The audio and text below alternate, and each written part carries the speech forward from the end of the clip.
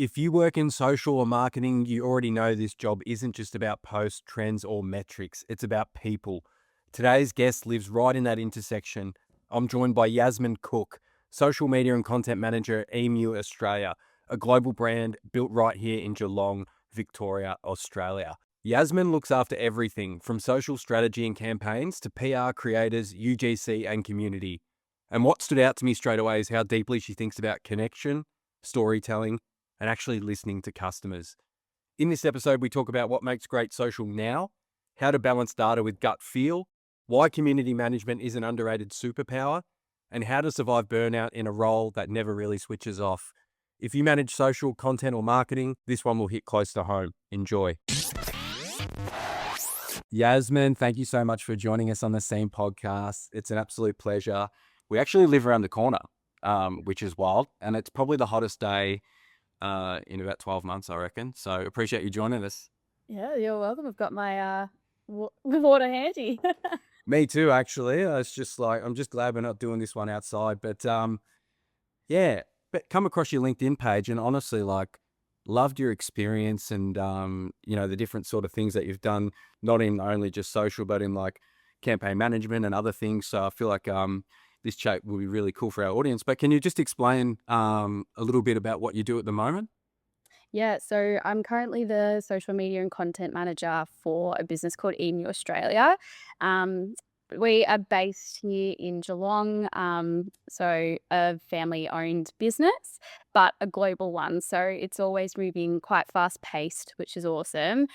So I look after everything from the social media strategy right through to our PR and partnership program, and then kind of looking after our content program as well. So whether that be through influencers, UGC, right through to lo-fi content agency, and then also kind of anything a bit more high res and more campaign sort of focus. So with like photographers and bringing to life wider campaigns, which is pretty cool. That's so sick. When you first started this gig, is it just like getting straight into the strategy and how you're going to sort of set things up, or are you just sort of in there and just sort of weave your magic as you go? Kind of a bit of both, I guess, because I joined Emu back at the very end of July last year. And it was pretty much all systems go. So we're kind of going through a bit of a rebrand moment, which is super exciting.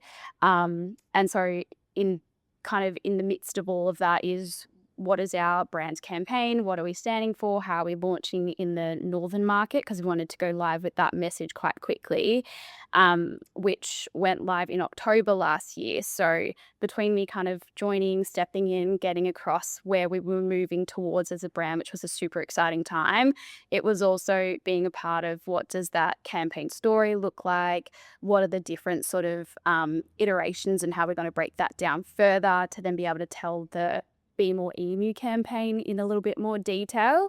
And then once we kind of added out what that strategy looks like, it was then straight onto a photo shoot and getting as much content as we can to be able to cater for the entire fall winter 25 season. And then I guess the way that we kind of work, knowing that it would need to be replicated and implemented for our Southern Hemisphere campaign, which will go live this year, which is pretty cool. That's crazy. It feels like such a broad role with different, lots of responsibilities and stuff like that. What sort of got you into social in the first place, where you're just like, hey, I can make a career out of this, or I've got these skill sets I want to pursue? How did it happen? I think it sort of just happened by chance. So it was kind of just finished uni, got a job at the Cotton On Group, looking after social media for Cotton On Kids. And that was honestly super, super rewarding. One of the most amazing teams I've worked with, absolutely. And just being able to be exposed to, being on set, getting behind the scenes content, having that lens of what is the difference between, I guess, delivering content for social media versus digital. And then from there, kind of again liaising with Facebook, because I think at the time it wasn't Meta just yet. So, touching base with the Facebook ads manager, working out what's the funnel, what does it mean, how do you even set up a campaign ad in the back end of ads manager. Um, And then sort of from there, kind of ended up moving kind of elsewhere in terms of going back into pharma when pharmaceuticals, I should say, sorry, when the pandemic kind of hit, and then kind of moving along back to Cotton On from there.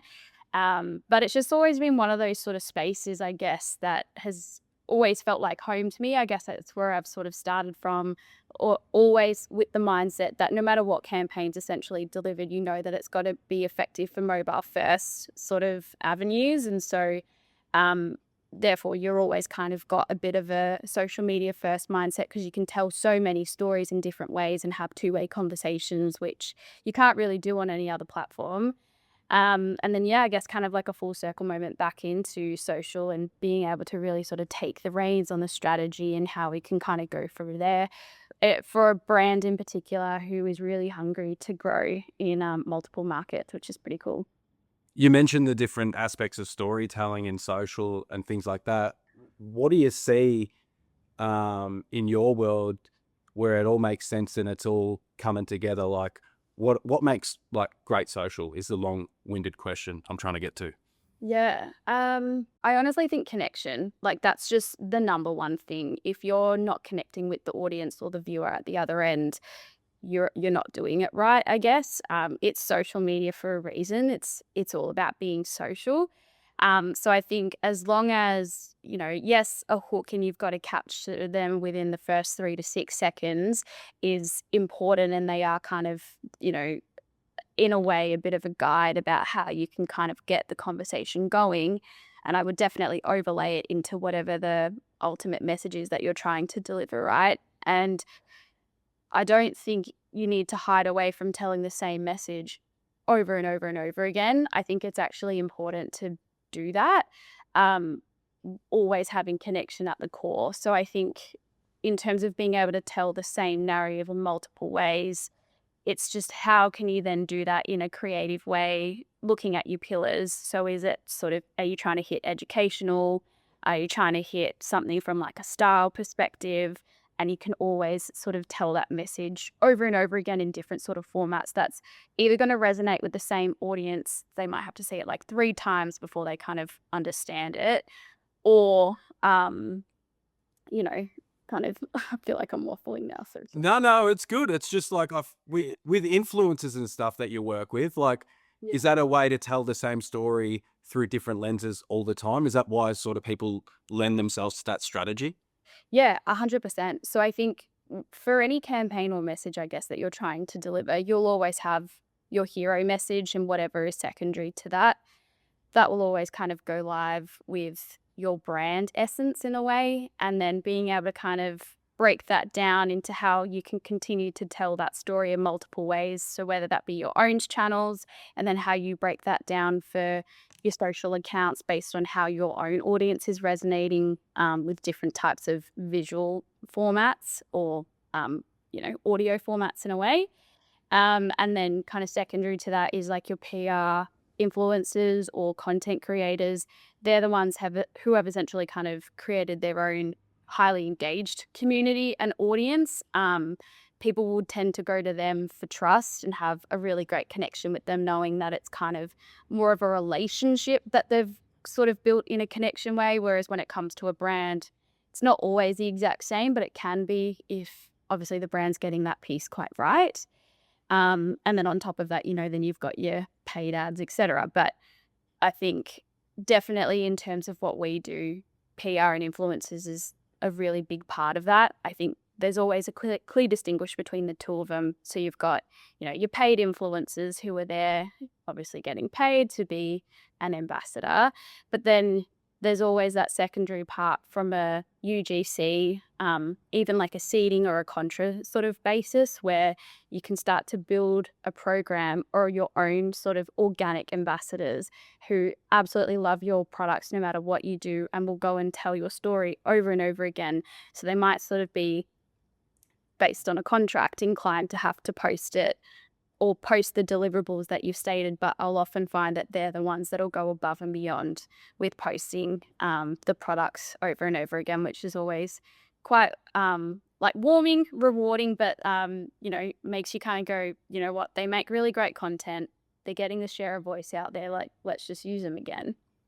Not I use them, like, work with them again. No, but that's the thing. I think it's a really good business for everyone, and I don't know. I just think people can tell when it's a paycheck post or engaging type of campaign, and they can tell that these guys are friends. Like I always found the best partnerships I ever had was when you're actually friends with the people who are doing the stuff. You believe in the people, almost the team behind what they're doing, and then you sell that, and then all of a sudden you're an extra salesperson, and then you nurture those relationships and different opportunities can come. And I just think with these days, especially, like you can pay anyone to do anything. It's just like, but what is it connecting? So how do you go about when you're picking the right people that you want to work with? Like, how do you go through that, and what's the sort of criteria? So normally, like a first step would kind of be to sort of do a bit of research. Do they align with the brand? Do they stand for the values that we also stand for? Do they feel like, or do we feel like they represent who we are as a brand as well? Because I think that's always quite clear. They might have a really great engagement rate with their own community, but just could be completely off brand. And so you don't want that to kind of deter from what your objective is as well. And then often what I kind of do is, maybe send them sort of free product on a seeding or contra basis if they're happy to kind of work with us that way. And then that kind of starts the relationship, because as much as we are trying to get a bit of a gauge about them, they're trying to get a bit of a gauge about us. So also allowing them to be able to, touch and feel the product, see if they feel comfortable with it and, our values. And often I find from there is the people that we sort of work with who do tend to go above and beyond. That's almost an indication that, yeah, they are the true sort of representative of who we are, and we want to continue that relationship with them. So then kind of going from there, being able to getting on a first name basis with each other and kind of talking from there, I guess, is always quite nice. I'm so sorry. It sounds really ringy out beard. Honestly, I felt like the house is about to blow away. I was like, are we caught in the middle of like a bloody cyclone or something? It's pretty hectic down on the coast today. But yeah, what about the bad stuff in social? Like when you're looking through stuff and you're like, oh, this just ain't hitting anymore. People maybe living on past strategies that might have worked a couple of years ago. Is that what you kind of see when you're seeing those common mistakes? It's so funny because the bad stuff is at the moment, it might change. It could change next week, but at the moment, the bad stuff is my favorite stuff. And the reason for that is I just feel like right now it's the spot where I'm learning the most about our audience, our customers, and what they want. And it doesn't always necessarily come down to the content we're producing. It could even just be from a community management perspective, which is a huge part of social media. Um, that's the part that I love the most, because it means that I get to touch base with our customers, help them out when they're really frustrated. In particular, coming off the back of a big promo and sale period, having to navigate and juggle both organic, social, and paid ads, community management wise. That's definitely super rewarding, because I guess these people are sometimes coming to us quite frustrated, angry. They're at their wits' ends because they want a quick answer. And so being able to then follow up and help them solve a problem makes them kind of fall in love with our brand again. But then there's also just so rewarding to be like, I was able to help that person, and I'm so glad that they're a part of our community, and we're able to get them back over the line to being a brand fan, I guess. I love that. I feel like some of the hardest moments, you can win people over even more. Like I found that even with hospitality, people might be having a bad experience and seeing it firsthand, that you can just flip and change someone's perspective if you just listen. And I think too, like when it might be feedback about the product, and you're not necessarily in the product team, but you can give that feedback. You don't have to take it personally because it wasn't you, but you can sort of understand. And I think the best people who work in social are actually the ones who are talking to the customers and actually understanding what they're on about. Because I feel like a lot of people are afraid to have those hard chats, hey, where it's like, oh, this might not be the best conversation ever, but it's like, but that's where the good stuff sort of comes out. Exactly. We have a Australian made collection that's handmade right here in Geelong. The team are amazing, and so we love to showcase their stories and their process on our socials as well. And On our YouTube, there was someone that had commented that if we're going to do a Meet the Makers series, they want to actually hear from the makers. And from a wider lens perspective, it kind of makes you go, oh, I do have to zoom out. And that is so right. And let's give them a platform to talk about what they do and what they're thinking about, or how they sort of play a part of the business too, because it is something that our audience wants to hear about. What about when you've got like creatives block, where you're just like, I feel like I've sort of done all the things that I can think about. Where do you go to for inspiration, or do you just take a bit of time out where you're like, maybe I just don't consume stuff for a while? Because I definitely feel sometimes living on social, it's like, oh, my brain's just a bit fried, and like, how do I come up with new ideas? I see all these trends. It's like, no, we don't do that, but I'm kind of into looking at certain ones. But you know what I mean? It's just so much to worry and think about. Like, yeah, what I'm trying to say is like, how do you consume and sort of how do you think about it in that sense? I mean, it's such a good question because, again, depending on whatever time of the year it is, could be completely different. So, coming straight out of back-to-back promos or the holiday season, you do start to feel a little bit burnt out. So then that becomes a little bit hard to be on social 24/7 in terms of being on social for work, but then clocking off and being on social again for personal reasons. So it's funny because every year around Christmas, New Year's, or the festive break, pretty much, I'll actually go and deactivate my personal one so I can just switch off and come back refreshed with fresh ideas for work. And I just find that that helps. And then I end up taking different sort of inspiration or ideas because, you might be watching a TV show and could be something completely random, from Suits right through to something such as that TV show called Younger. Like, you end up getting all these different ideas. Even what's it called? Lily in Paris, as an example. Full laughing, full ideas, and she always comes up with them super quick. And I'm like, I wish that was the reality a lot of the time.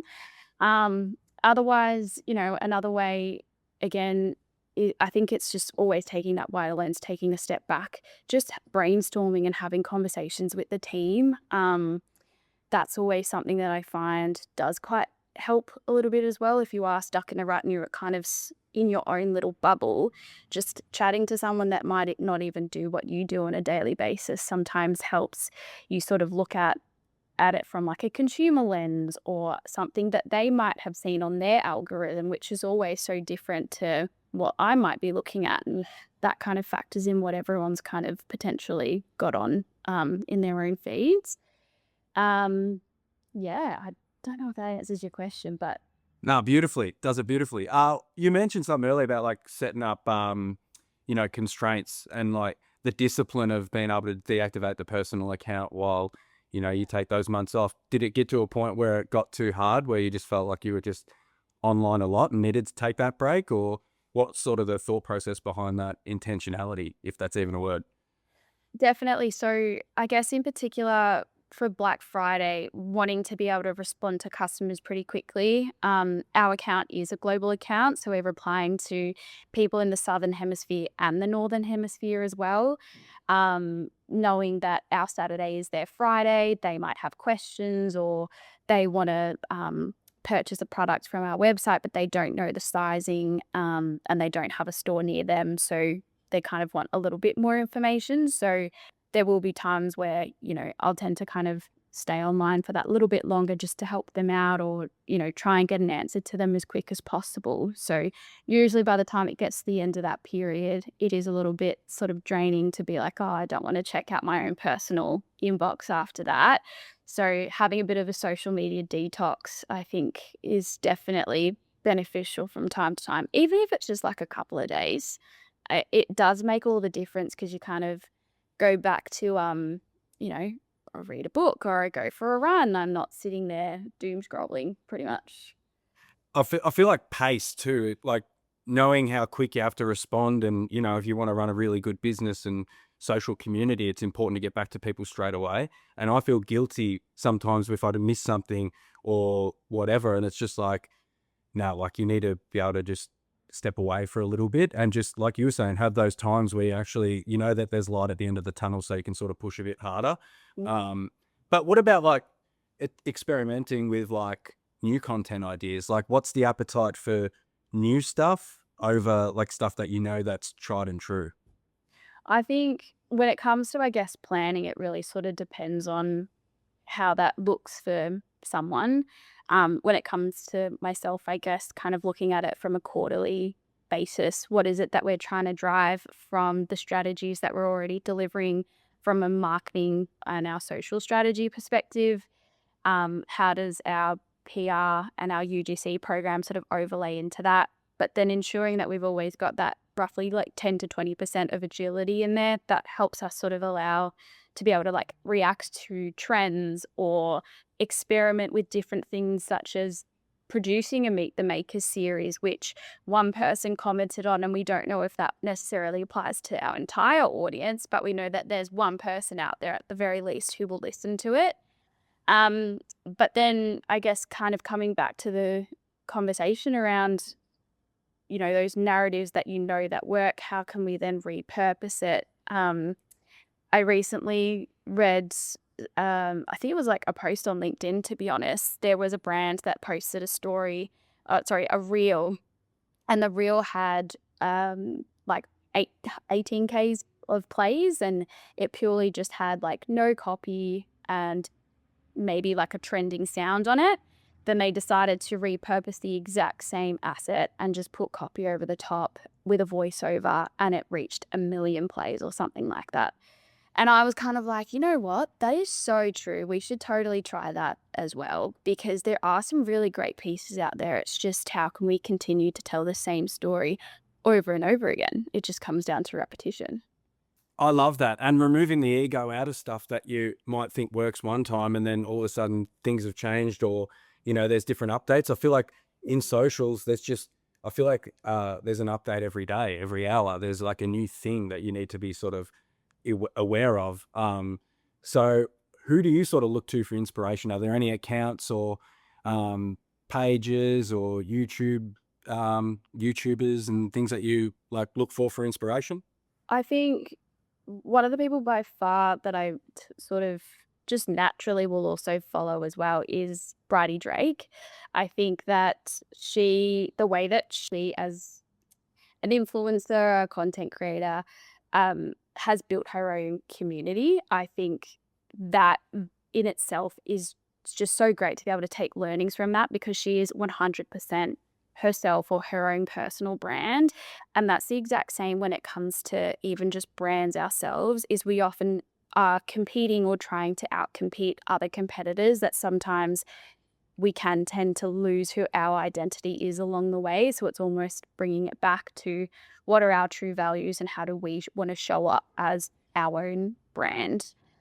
So she's someone that is always a nice little like way to kind of hear about what she's up to and the different stories that she's kind of telling, even if it's just her own personal kind of day to day.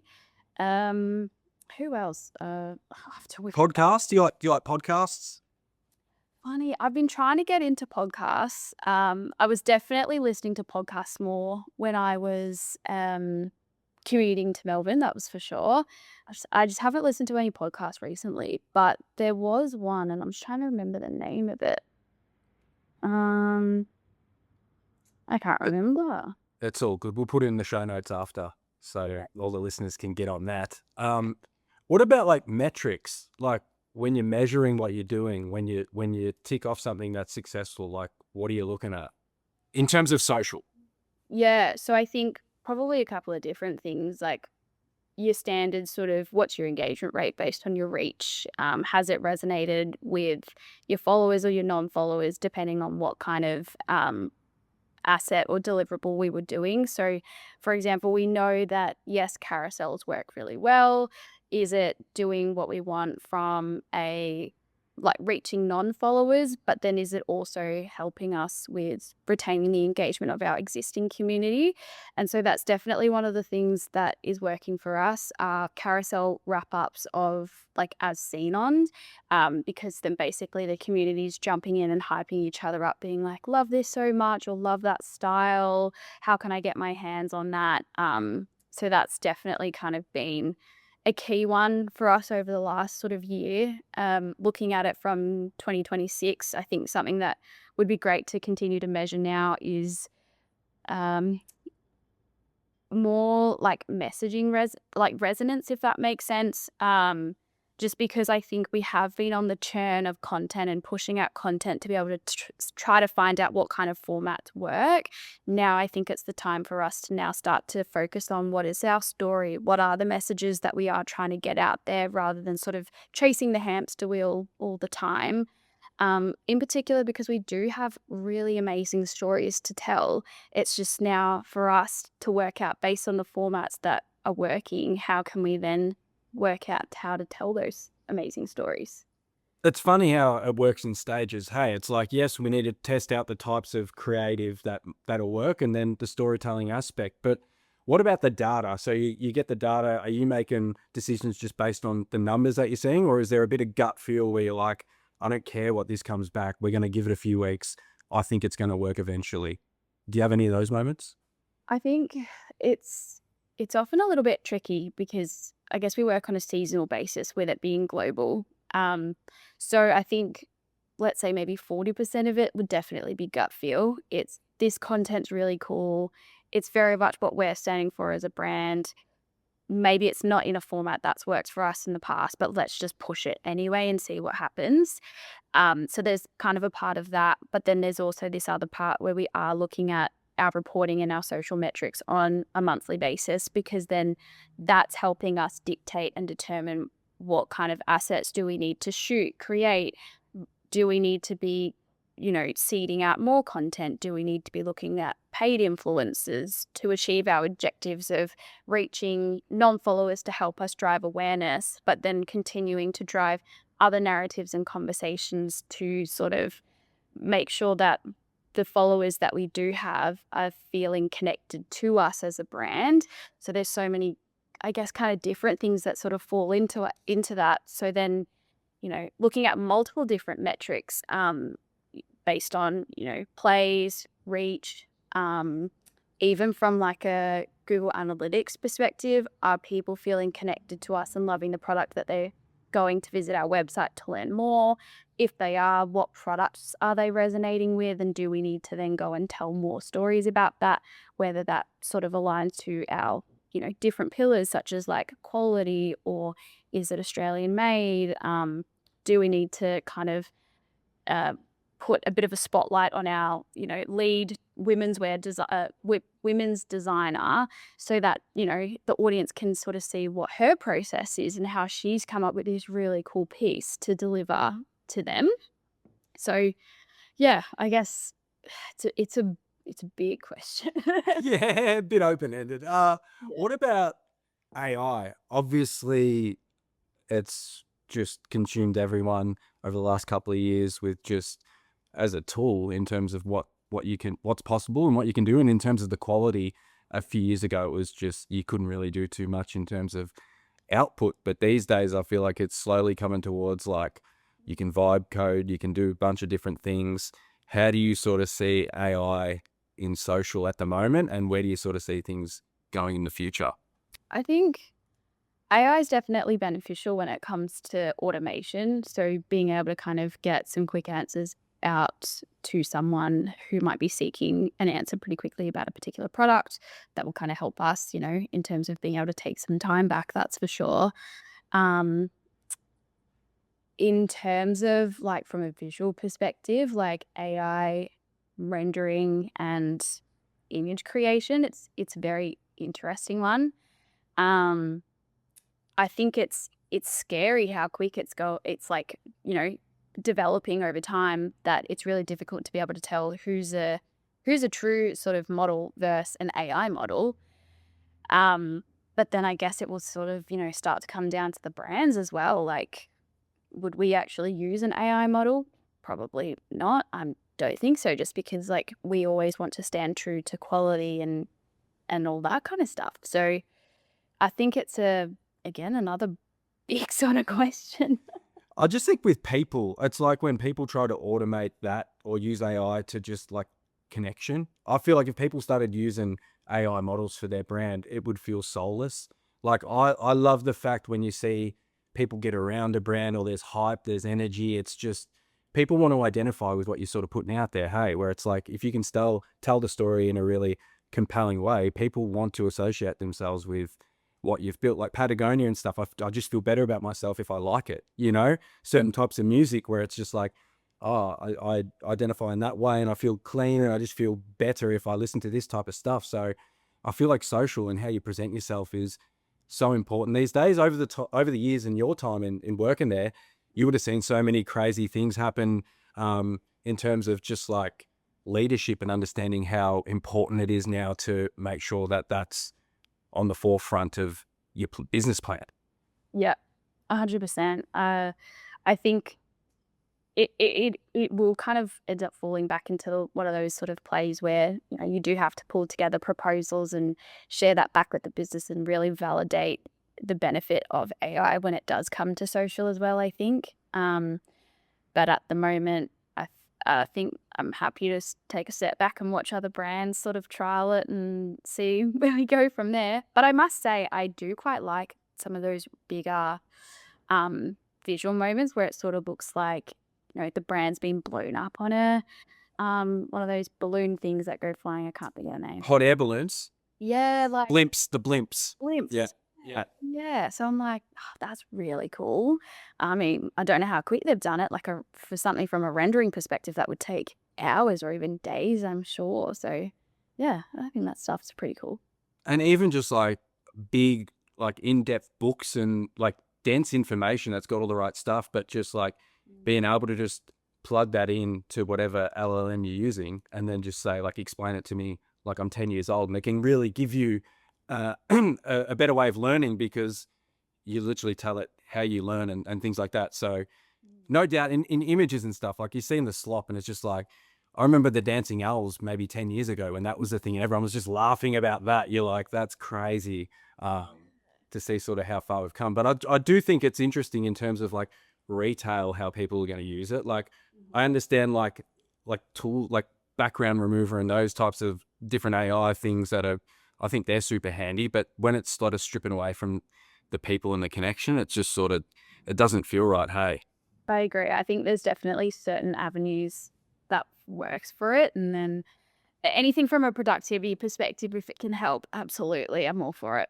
Especially because I have used a platform in the past that would help kind of identify, or even predict, I guess, what kind of asset is most likely to be able to perform as well. I think it's always good to take those with a bit of a grain of salt because there's definitely been ones where I've kind of gone against the AI predictor and we've posted it and it has performed a lot better than what it had. Um, so yeah, I wouldn't fully rely on it, that's for sure. No, it's crazy. Yasmin, appreciate your time. Honestly, love this chat. We'll drop all the links into the show notes so you can get in touch. But excited for Emu this year. I feel like you guys are going to pump out a lot of good stuff. So, no, thank you very much. You're welcome.